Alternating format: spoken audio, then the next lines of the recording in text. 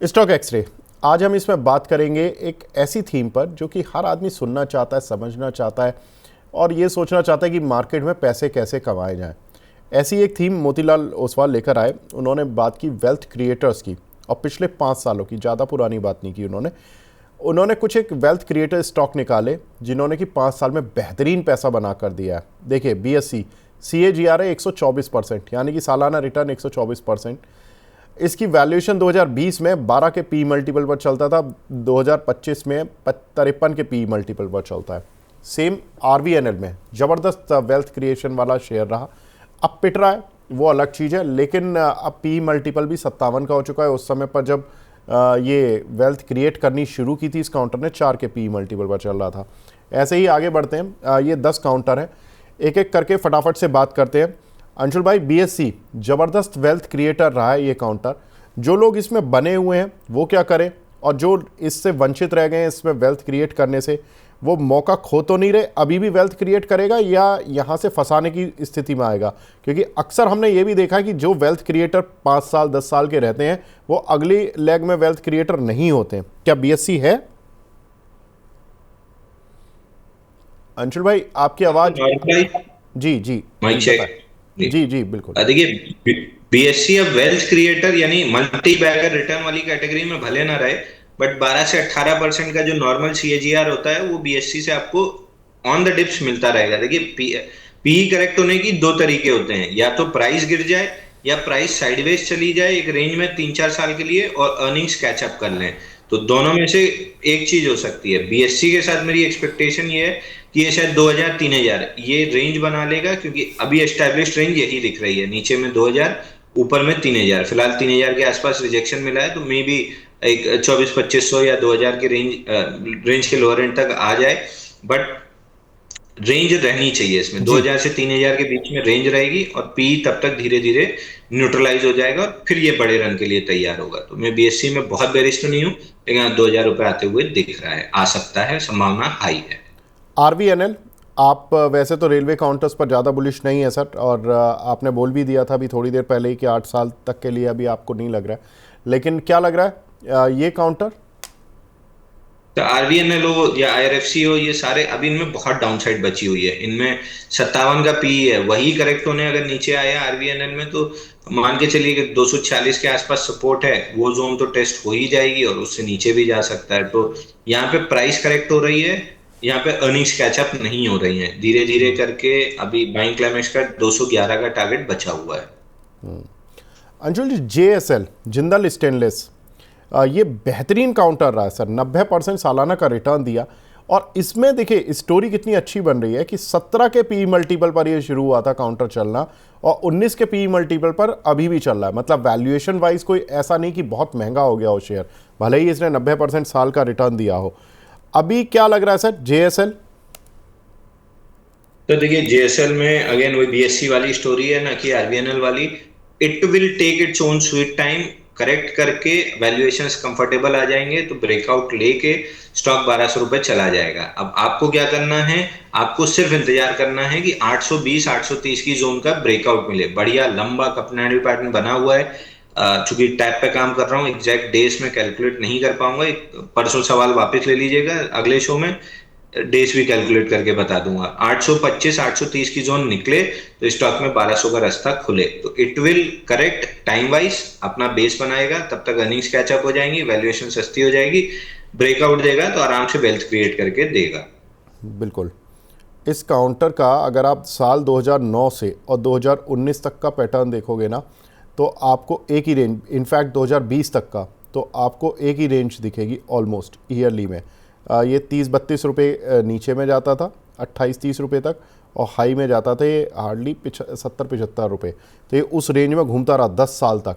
और जब इसने ब्रेकआउट दिया, 75 को तोड़ा, और 2020 में इसका जो हाई था वो था करीब 85 रुपये का, और लो था 21 रुपये 40 पैसे का। सोचो आप, 75-80 रुपये का शेयर भी मान लो आप इसे, 21 रुपये से भी मत देखिए, क्योंकि कोविड में तो सारे ही शेयर एक बार डिप मार गए थे। लेकिन क्लोजिंग वाला देखोगे, जब निफ्टी अपने ऑल टाइम हाई पर थी और ये अपने हाई पर था, वहाँ से भी ये काउंटर 10 गुना हुआ है। मतलब हर साल इस काउंटर ने बेहतरीन रिटर्न दिए। कंसिस्टेंट वेल्थ क्रिएटर रहा है ये पिछले 5 साल का। आगे बढ़ते हैं सर। अगला काउंटर जी वेनरोवा, इसने अभी 85% सालाना रिटर्न दिए हैं अंशुल भाई। उस समय तो लॉस में थी कंपनी, अब प्रॉफिट में आ गई, पी मल्टीपल भी आ गया। अभी क्या लग रहा है सर ये? जी टीएनडी के नाम से आता था ना? जी, हाँ आई थिंक हाँ जी टी टीएनडी, एन डी। हाँ जी वनोवा इंडिया लिमिटेड। सर काउंटर, हाँ जीई टीएनडी, सर काउंटर ठीक लग रहा है, बट ऑलरेडी मल्टी ईयर के ब्रेकआउट से लगभग रन अप 10 टाइम्स हो चुका है, तो टाइम वाइज करेक्शन इसमें अभी बचा हुआ है।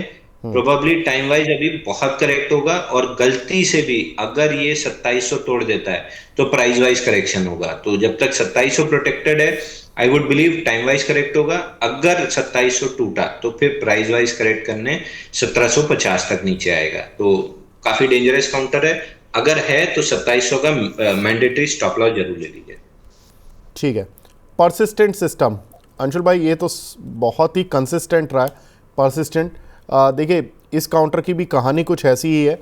2020 में ये 200 रुपये तक भी आ गया था, और अब 6200 6300 रुपये चलता है काउंटर। और ये ऐसा नहीं कि 200 रुपये 2020 में था, मतलब उससे पहले भी अगर आप इसकी हाइज़ वगैरह देखोगे तो 200 300 ऐसे ही रुपये चलता था, और ज़बरदस्त 5 साल में इसने रिटर्न दिया है। सर अभी और उम्मीद है या यहाँ पर हो गया काम इसका?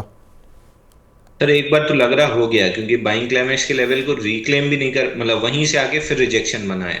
तो अगर सेकेंड लेग सेलिंग आई बाइंग क्लाइमेक्स वाली, तो जो 4200 के आसपास लो बना था उसको तोड़ सकता है। तो मैं ये नहीं कह रहा हूँ तोड़ ही देगा, बट प्रोबेबिलिटी 60% है तोड़ देगा, 40% है कि यहाँ पे साइडवेज चला जाएगा। अपसाइड कैप दिख रही है, डाउन साइड 60%, 40% साइडवेज, तो पैसा बनना बहुत मुश्किल है। बेटर है कि अदर आईटी नेम्स में स्विच कर जाए अगर आईटी में ही रहना है तो। HAL सर, हिंदुस्तान एरोनॉटिक्स, इस काउंटर ने भी 2018 में लिस्टिंग हुई थी, और ये शांत पड़ा रहा 2018 19, इनफैक्ट 2020 तक भी पड़ा रहा ये शांत।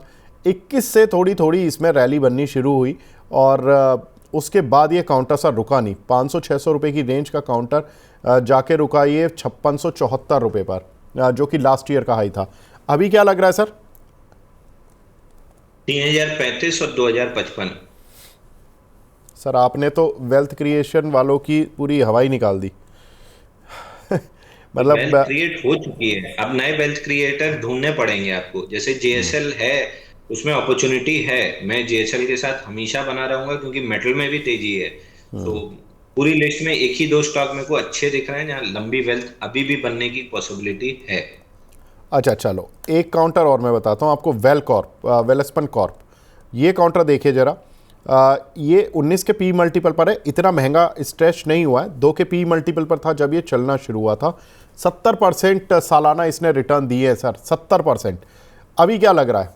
अभी इसको चले हुए 5 साल की साइकिल नहीं हुई है, इसकी साइकिल जो हुई है बेसिकली, वैसे 2020 से ही हमने रिटर्न काउंट किए, लेकिन ये अच्छा जो चला है वो 2023 से चला है।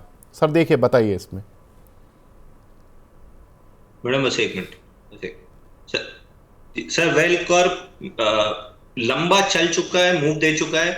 यहां से टाइम वाइज करेक्शन होगा, रेंज लगभग 1000 से लेके 650 की है। इसी रेंज में ये काउंटर आपको लंबे समय तक ट्रेड करते हुए दिखेगा, और अपनी वैल्यूएशन कंफर्ट लाने।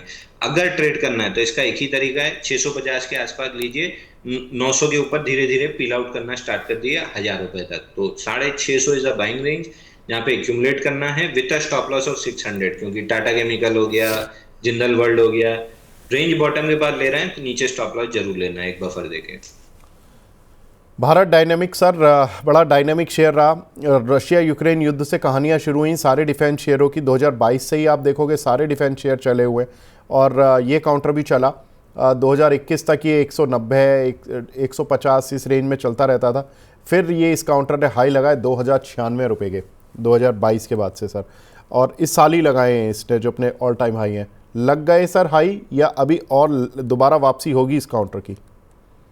तो 906 और खींच के 580, ये दो टारगेट दिख रहे हैं मेरे को जब से स्टॉक ने 1800 तोड़ा है। आपसे सारे वेल्थ क्रिएटर्स को वेल्थ डिस्ट्रॉयर बनवा दोगे जो लोग इस समय पर घुसे हुए हैं। अच्छा अब अंजलि इस पे मत बोलना, इंडियन बैंक सर 69% का रिटर्न दिया हुआ है इस काउंटर ने सालाना। लेकिन इसमें इंटरेस्टिंग बात बहुत अच्छी एक है कि ये 3 के पी मल्टीपल पर शुरू हुआ था काउंटर ने रिटर्न देना, और अभी 6 के पी मल्टीपल पर ही आया। और अगर आप मार्केट में पी मल्टीपल की स्टोरी देखते हो तो 15-20 के पी मल्टीपल को तो हम कहते हैं फेयरली वैल्यूड है, और 6 का पी मल्टीपल तो बहुत ही सस्ता माना जाता है। सर काउंटर भले ही महंगा हो गया और पी महंगा नहीं हुआ, आप बताओ आपको कैसा लग रहा है चार्ट पर? Sir I would go with Indian bank. आप नहीं भी बोलते तो I would go with Indian bank, but मेरी प्रॉब्लम दूसरी है कि अगर पीएसयूज नहीं चले बैंकिंग में तो इंडियन बैंक भी लेगार्ड रहेगा। अगर आपको रहना ही है पीएसयू बैंक में तो आपके पास दो ऑप्शन है, इंडियन बैंक और एसबीआई, और एक छोटे में जाना है तो महाराष्ट्र बैंक। बट सामने पॉइंट ए टू बी ज्यादा जल्दी आपका प्राइवेट सेक्टर चलेगा। तो मैं एनी डे अगर पीएसयू ही सेलेक्ट करना है तो I would select Indian bank. ठीक है, लास्ट काउंटर सर बीईएल, इसने भी 66% का एनुअल रिटर्न दिया है। पी मल्टीपल इसका भी महंगा हो गया, 42 के पी मल्टीपल मिल रहे, एक समय पर 10 का पी मल्टीपल मिलता था इस काउंटर को। क्या लग रहा है सर इसमें कहानी क्या है? 318 318 318, यानी कि ये भी वेल्थ जितनी बनानी थी बना गया, अब नहीं बनवा पाएगा। चलो अंशुल भाई, बस लास्ट क्वेश्चन मेरा है आपसे पर्सनली कि कोई एक काउंटर बता दो जो कि आपको लगता हो कि वेल्थ क्रिएट कर देगा। बीएससी और जेएसएल अगर आप सही प्राइस पे खरीदे ऑन द डिप्स, तो यहां से तो नहीं लेकिन डिप्स पे बीएससी और जेएसएल। इनके अलावा कोई आपकी तरफ से? इंडियन बैंक अगर पीएसयू ही नहीं, मैं इस लिस्ट में से नहीं पूछ रहा सर, मैं आपकी तरफ से पूछ रहा हूं। JSW, infra, Adani, PPL, pharma, patience है, पैसा कमाएंगे, नहीं है तो आप ऐसे ही रोज सवाल पूछते रहेंगे, रोज मैं जवाब देता रहूंगा कि 3 साल रखना है। अगर नहीं है पेशेंस तो मत कीजिए, है 3 साल का तो ये सब आपको लंबा पैसा देंगे।